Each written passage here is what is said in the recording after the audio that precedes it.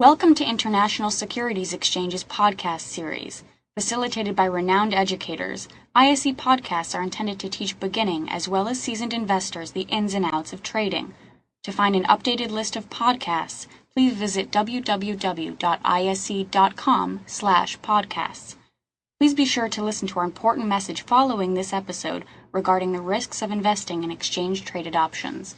So, when you're comparing the current implied volatility level to the past, and then you're coming up with an idea of where you think it's going in the future, this can help you determine what is the appropriate option strategy. So it's one piece, okay?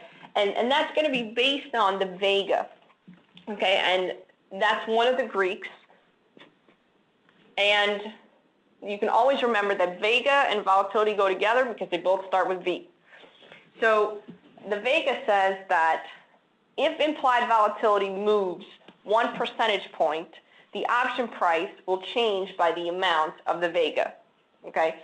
All other things being static. So depending on what kind of Vega exposure a certain strategy gives you, then you're going to choose different ones at different times. And this is an example of, are you using a call spread, or are you using a straddle, are you using a back spread? And these are basically tools in your toolbox and how to select them appropriately, or one of the criteria that should impact your decision. The other thing is that you need to keep in mind, like I said before, just because it may be at the extremes, it doesn't mean that it's going to stay there. Or rather, it will be, not that it doesn't mean that it's going to be limited by those ranges, okay? So what may happen is you could decide to, when volatility is very high, you may think that, oh, this is a great time to sell, right? Because volatility works similar to stocks in that you want to buy low volatility, sell high volatility, or sell high volatility and buy low volatility, right? Well, there's certain risks that you may be taking that you need to be aware of. If volatility is really, really high, well, that means that option prices are high for that time, right? We talked about that in the beginning. Well, just because they're high, it doesn't mean that it's not justified. It could mean that they're high and they could be going higher. Or it can mean that they're high because a huge move is anticipated in the underlying, in the near future, and those huge moves don't usually work well with strategies that sell volatility or sell Vega. So for example, selling naked straddles, which is an unlimited risk strategy that most traders will not advocate because of the unlimited risk. But selling straddles and then having the stock gap down 30 points, that's really going to hurt. I don't care how much premium you collected on the straddle. Most times, something like that's not going to work out. So it's not only that you're saying, oh, volatility is high, I should sell it. You have to also make a judgment about what kind of risk and return are you expecting in that scenario. So then this begs the question, okay, what are the strategies and where do they go? And, if I'm in a certain location, which strategy do I use? All right, so if volatility is in the lower third, you're expecting there's a better chance that volatility will increase. And so you're going to be looking at strategies that have positive Vega exposure, and they could be on the higher side, meaning that maybe not a small amount of Vega, but it could be a modest amount. And so to give you examples, positive Vega trades usually work when you're talking about buying options. So I could buy a call option. I could buy a put option. I could buy a straddle or a strangle. Those are positive Vega trades. And what I'm hoping is that if volatility increases, like I think it might, it will make the price of my options increase as well, regardless of the spot price moving.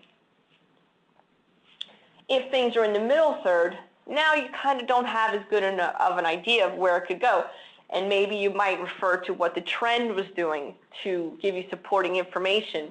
If that was not something that you could draw from, then you might say, well, I'm going to go for a trade that has minimal Vega exposure because I don't have a good idea about what volatility might do, so I don't really want that to be part of a trade that I'm going to be doing. And some of those examples are going to be spreads. Most likely vertical spreads are going to have reduced amounts of Vega because you're buying one option and selling another option in the same month. That's the key. Calendar spreads, typically in buying a back month and selling a front month, that's probably going to have a higher amount of Vega exposure because Vega increases the further out in time you go. So if you're trading options in the same month, there's a better chance that they're going to be closer together in value, assuming that you're not choosing strikes that are very, very far apart.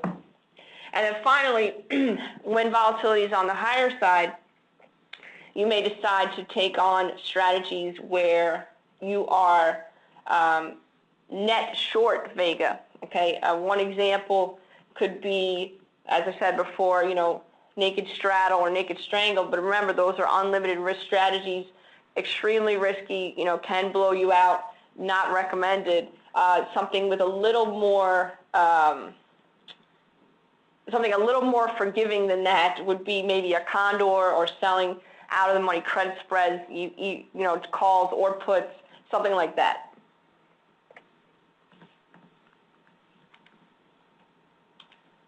Okay, so what else can you do, right? We spent a lot of time talking about implied volatility, but that's not the only part of this game.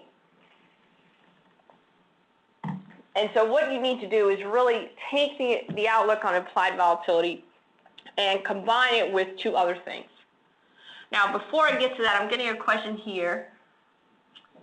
And the question says, how can I know when to expect a reversion to the mean? In what time frame?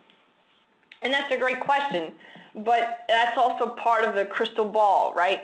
I would love to know how long it would take volatility to move somewhere else, just like I would love to know how long it will take a stock to move somewhere else. And there really is no concrete way to answer that. Something you could look at would be something that works more maybe with equities. If you have a stock that reports earnings, right, every quarter, typically the volatility tends to creep up in the 30 days prior to the announcement. And then when the announcement comes out, as soon as it comes out, really the volatility should be back down to where it was before. Before that volatility build started occurring 30 days earlier. So what you can maybe consider is how long did some moves take in the past based on similar types of news events, and maybe that same progression would occur moving forward. Maybe it won't. Maybe it'll be faster. Maybe it'll be slower. But that'll give you some idea about how you can figure out a time frame. But really, it's not on a schedule. It does what it chooses to do when it chooses to do it. So to get back to how we can round out the way to improve odds overall is if you combine this relative implied volatility analysis, right, get an outlook on implied vol, then combine that with what your outlook is on the spot.